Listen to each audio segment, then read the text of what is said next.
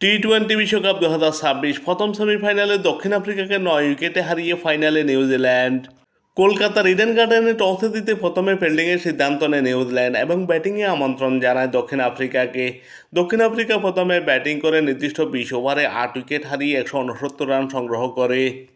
দক্ষিণ আফ্রিকার দুই উদ্বোধনী ব্যাটসম্যান ইডেন মাকরাম এবং কুইন্টন ডি কক খুব একটা সুবিধা করতে পারেননি। দক্ষিণ আফ্রিকার প্রথম উইকেটের পতন ঘটে দলীয় 12 রানের সময়।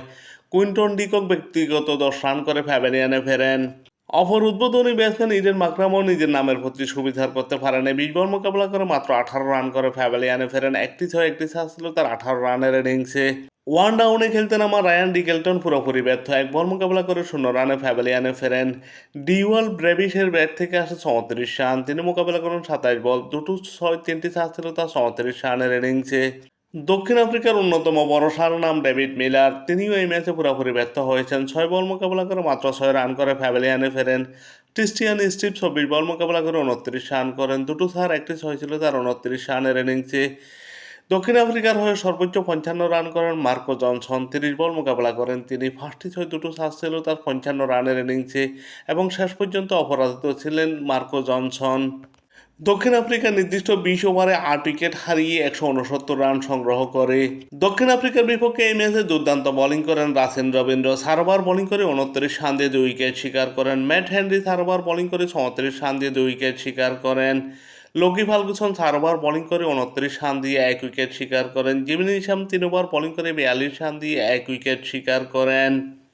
দক্ষিণ আফ্রিকার 169 রানের জবাবে ব্যাটিং করতে নেমে নিউজিল্যান্ড 12.5 ওভারে 1 উইকেট হারিয়ে 173 রান করে জয় নিশ্চিত করে এবং ফাইনালের টিকিট কাটে। এবারে বিশ্বকাপে সবচেয়ে সফল দল ছিল দক্ষিণ আফ্রিকা। সেই দক্ষিণ আফ্রিকাকে হারিয়ে ফাইনালে উঠে গেল নিউজিল্যান্ড। নিউজিল্যান্ডের দুই উদ্বোধনী ব্যাটসম্যান টিম শিফার্ট এবং ফিন এলান এই ম্যাচে দুর্দান্ত ব্যাটিং করেন। এই জুটির ব্যাট থেকে আসে 117 রান। টিম শিফার্ট ব্যক্তিগত 58 রান করে প্যাভিলিয়নে ফেরেন 33 বল মোকাবেলা করে। দুটো ছয় 7টি চার ছিল তার 58 রানের ইনিংসে। এই ম্যাচের জয়ের নায়ক ফিন এলান 33 বল মোকাবেলা করে 100 রান করে অপরাজিত ছিলেন। 8টি ছয় 10টি চার ছিল তার 100 রানের ইনিংসে। 303 স্ট্রাইক রেটে ব্যাটিং করেন তিনি এই ম্যাচে। রাসেন রবীন্দ্রর ব্যাট থেকে আসে 13 রান। তিনি মোকাবেলা করেন 11 বল, দুটো চার ছিল তার 13 রানের ইনিংসে এবং অতিরিক্ত থেকে আসে 2 রান। নিউজিল্যান্ড 12.5 ওভারে 1 উইকেট হারিয়ে 173 রান করে জয় নিশ্চিত করে।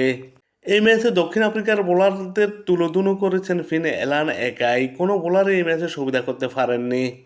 মার্কো জনসন 2.5 ওভার বোলিং করে 53 রান দিয়ে উইকেট শূন্য থাকেন।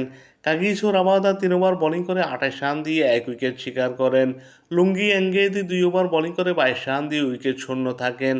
করবিন বোস 2 ওভার বোলিং করে 35 রান দিয়ে উইকেট শূন্য থাকেন।